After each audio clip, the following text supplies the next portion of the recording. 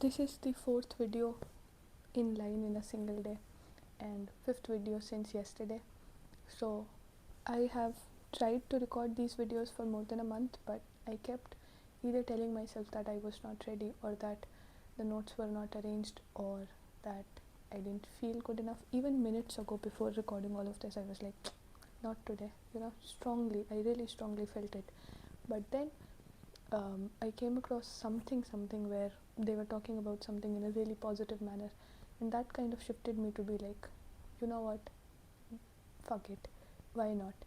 So this is the fourth video, and I think I have a certain expectation of how I feel after I am done talking regarding something, and that kind of fulfillment makes me want to not edit these videos at all. If anything, there's a very little cropping or something that happens, and that kind of is the feeling that I'm after, because that even if the process of all of this does not mean that I'm always going to feel super fulfilled after it. Sometimes some little mistake that I make, like something like this that I do, it might trigger something in my brain which is like, oh, this is not perfect, this needs editing, which might in turn affect the feeling of fulfillment that I'm after. But that does not mean I should edit it, So we roll. Fuck it, we roll is what I'm trying to say. So this one is titled God is a Feeling, and there is a saying which goes along the lines of, there is no original thought, all of our art is inspired by someone else's art. But this line, God is a feeling, is something that I personally do not remember reading somewhere. So when I wrote it for the first time, I felt so good, because I really like it. That is quite literally the essence of the entire experience of religion and spirituality. How much ever I sit and explain it in detail, this one line is the done deal of all of it, like religion is something that is very personal to a very private to a person. It is very individual. It is like digestion. It is like, even if someone tells me what works for them and what are their habits, their eating habits and all of that, even if I follow it to the T, it might not work for me, because my body is my different body. Similarly, our life experiences are different. Our relationships with the word God might also be really different, and that kind of explains the entire thing. Like, it is very individualistic. It is a very personal process, a very personal relationship, and even if you sit and talk about it for hours and hours, the way it translates to the other person might not be even 50% of how it makes sense in your mind, so there's no point talking about stuff like this. But then there are also people who talk about it in a way that is quite literally opposite to the concept of God. We have talked about how religion or spirituality, any of these things, if they point you outward, if they make the process to be something that is more like a window that opens towards the outside first, then we are kind of getting lost somewhere, because the entire point of all of it was for us to learn ourselves better, and then for that to somehow add to goodness in this world. There are people who do not even use the word God, who might call themselves atheists, or people who say they have complex relationships with religion and spirituality, and they go on to live lives that are very much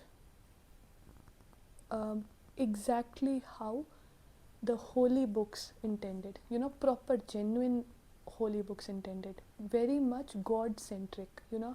They go on to show up for their elderly neighbors, and they treat a child with love and kindness, and they pay their respects to a dead bird at the side of the road. These people, the word God does not mean shit if it is not something that makes you love something. if it is not something in Sufism. So in Sufism, there is an understanding that love, your muse, your lover, and your love towards God is the same thing. There are a lot of Bollywood songs that are rooted in the Sufi ideology of love, and they are one of the most romantic songs that you can come across. There is a very famous story of Majnu looking for his Laila, and he kind of bumps into people who are praying to their Allah, and then they scold him for being like, could you not see us? And then he goes, I could not see you because I was looking for my lover. You were talking to your lover. If you were actually talking to your lover, how could you see me? How could my presence impact that? So like that is the idea of God or goodness, right? It is love centric. There are people who, again, the same people who would not say they are religious, but then they go on to live a life that is the ideal life according to any true understanding of any religion. While there are people who preach to crowds bigger than we have ever seen, and who wear clothes that are very pious on the outside, and they are in spaces that are considered very pious, but then those people are not exactly following and like a life led by love. So God would not be something that is outside of you. This is quite literally the entire understanding, religious or non-religious. It is something that is the difference between me talking and speaking right now, while the same face, the same body, the same thing absolutely being lifeless tomorrow, if that is what intends to happen in my life. Like that difference, that's something within me that keeps me alive, that's something within me that gives purpose to my tongue and to my eyes, to what to look at and to what to talk, and that's something within me that develops that understanding of what to look at, what to say, and what to feel, and all of that magic that you carry within, and that magic that is present in every single plant and every single insect and every single human being. If my religion makes me feel like I am better than someone else, or that my religion is better than someone else, or that in some stupid turn of events it makes sense for me to be violent towards someone else, if by the use of any and all intelligent words in the world, if I can use them to justify violence and unkind treatment towards another human being, then have I actually understood religion, because there are people who will see God in everything, but they will but they will not call themselves religious. If I am someone who refuses to associate with the concept of religion because of whatever like situations, life experiences I've had that are not really conducive to a happy, healthy relationship with religious institutions, if I am like that, then you forcing your life on me, you forcing your scripture on me, is that really Christ-like? Is that really Christ consciousness? So the entire point is, God is a feeling, and people can find that feeling anywhere and in anything. People find that feeling while looking at a sunset, but tomorrow those people can find the same feeling while having a glass of water after waking up from an afternoon nap. So that feeling that brings you back into the present moment, that makes you aware of yourself, or that jolts you out of your numbness, or that feeling that kind of takes you away from your overwhelm and numbs you to a very soothing, floaty vibe. Any and all of those feelings that just make you feel like life is there again, that feeling is God, right? That feeling would be God. So personally, I have been born and raised in a Hindu family, but not in a super religious manner. Like the religious practices that are practiced in a normal Hindu family, they are not forced upon any of us. Not even forced as in subtly. Like you have to participate. Any and all participation I show up in my house is from a place of I want to do it. But even that is not something that is it doesn't harm to believe, it doesn't harm to practice and to involve yourself in group activities that kind of brings the family together. But it is also not something that I have to be super strict about, that this God definitely exists. I don't know shit about it. If anything, I don't think God exists, but there is no harm uh, going to a temple, and there's no harm praying in a mosque. It is anywhere where you find a feeling of rest and safety and comfort. Like, God is a feeling not because it exists in those temples, but because the people who go to those temples, they go maybe with a heavy heart, they go maybe after a very painful day, and then they go there, and there is some piousness, there is something sacred there that makes them want to get up again, that makes them maybe want to cry because they have never cried anywhere throughout the entire day, that makes them want to like sit and not escape. That kind of sacredness, if you find it in a temple, your God is in that temple. If you find it by the side of the road, your God is by the side of that road. If at all we understand that it really is not that difficult, it really is not that big of a deal, we'll find God everywhere. There is a very good quote that I have to look for because I took a screenshot, but it is like, I met God in the graveyard of every version of me, not in light, not in answers, not in relief, but in what stayed when there was nothing left to save.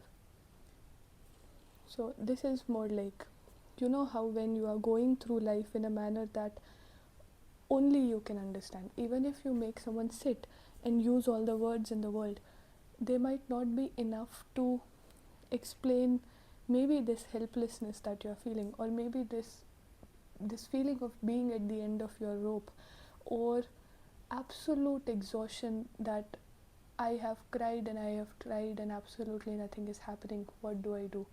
On those nights when you cannot sleep, when it is really heavy, when nothing else is helping, when even crying does not help because you are done, like you are so exhausted and so done with all of that. In those moments, if there is a song that helps you, if there is a particular voice that helps you, if there is one single memory that helps you, if it is a random message that you get from a friend in that moment, that particular event becomes your God, right? That song, that voice, that memory becomes your God because it saved you, because it was there for you. The faith that people show in mosques and in churches and in temples, the faith that makes them disciplined to visit every day, or the kind of nostalgia, or maybe like, fuck it, what is the harm, that brings them back as an adult, or any whatever their story is, anything that brings them to that place and then makes them look around and be like, people are trying, people are doing something. That faith that makes them collect themselves and walk back and be like, we'll try again. That faith is God, right? That feeling is God, right? A person who tries again is God. A person who holds someone else, who hugs someone else, is God, right? It is not in the statues in the temples, but it is in the tears of those attending the aartis in the temple, pun intended. But that is the point. That is the entire point. I don't know what else to say, but that is what I was trying to get at. Like, God is a feeling, God is not this feeling.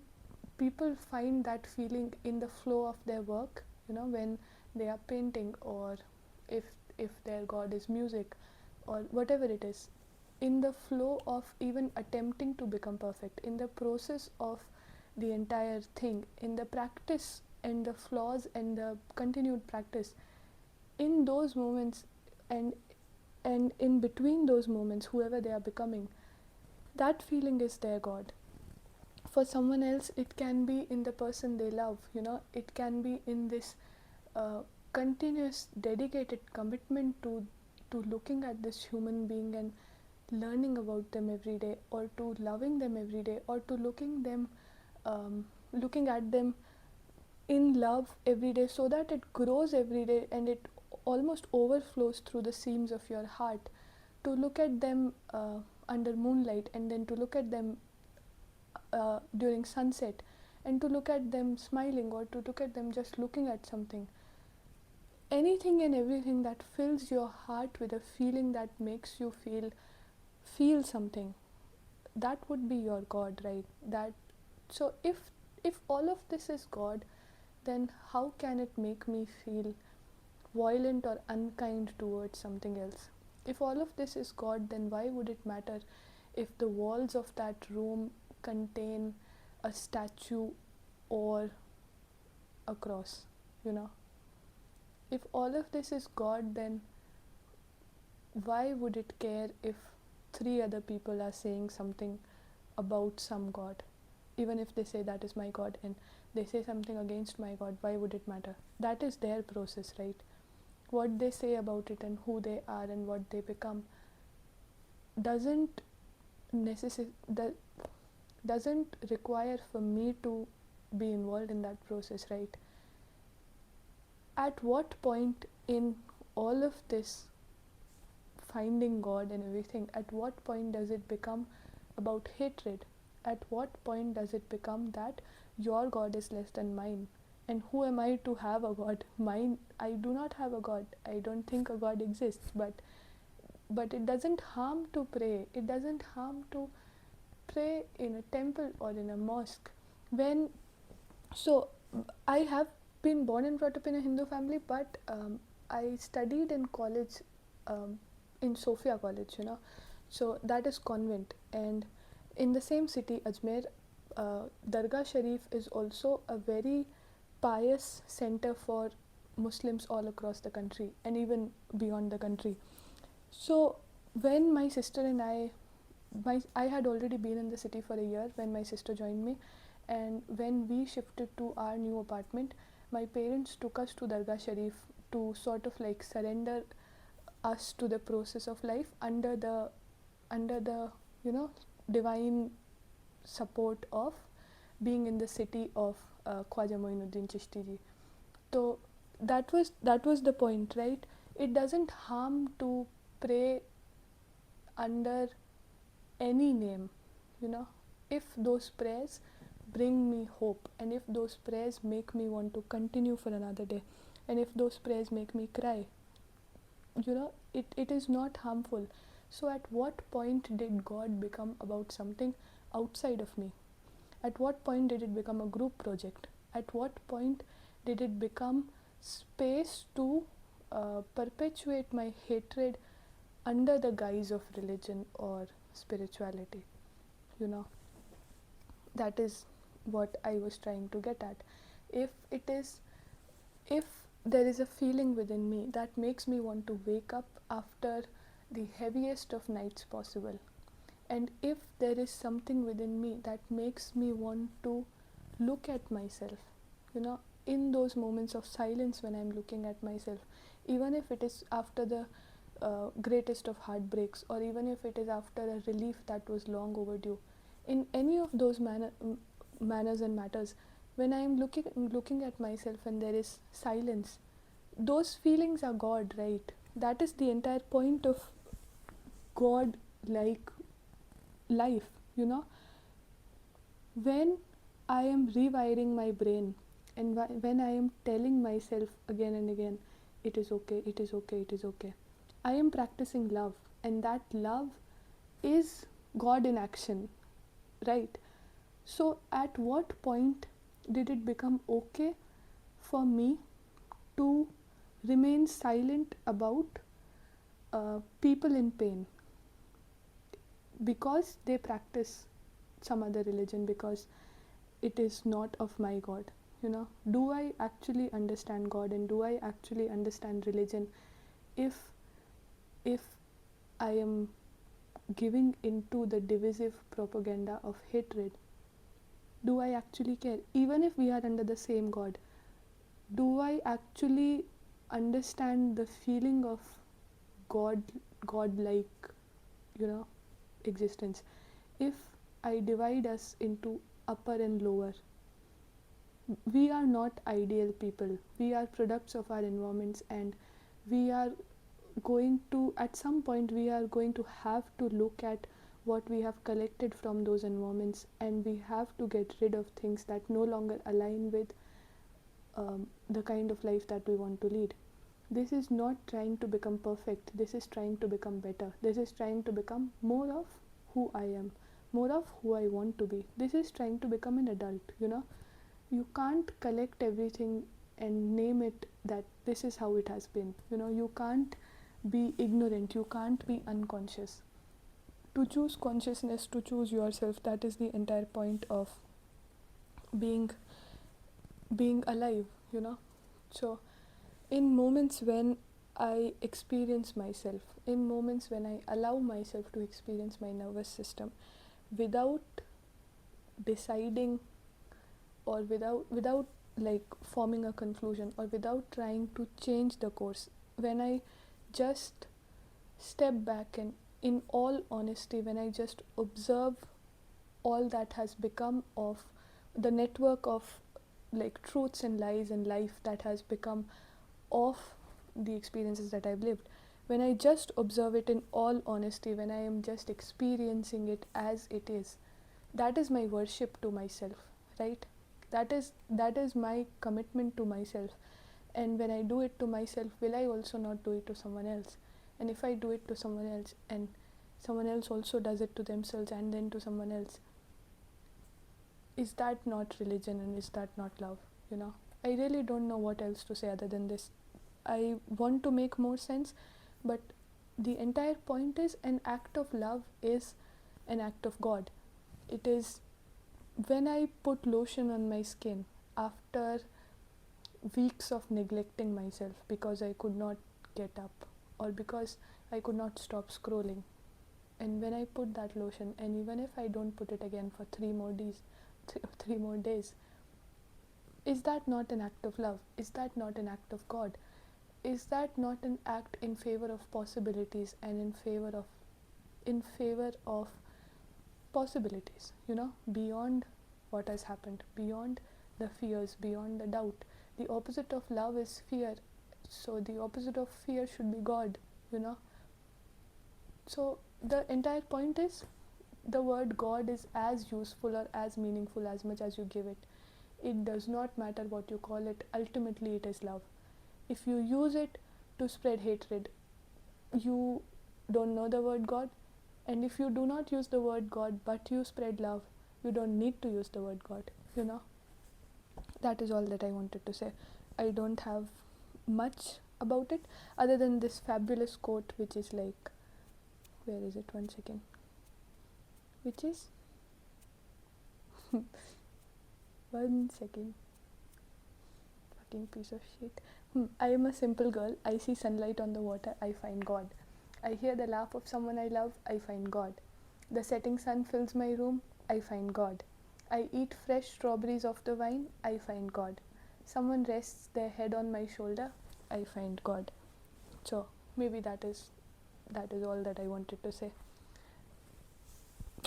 I don't have any other way to put this.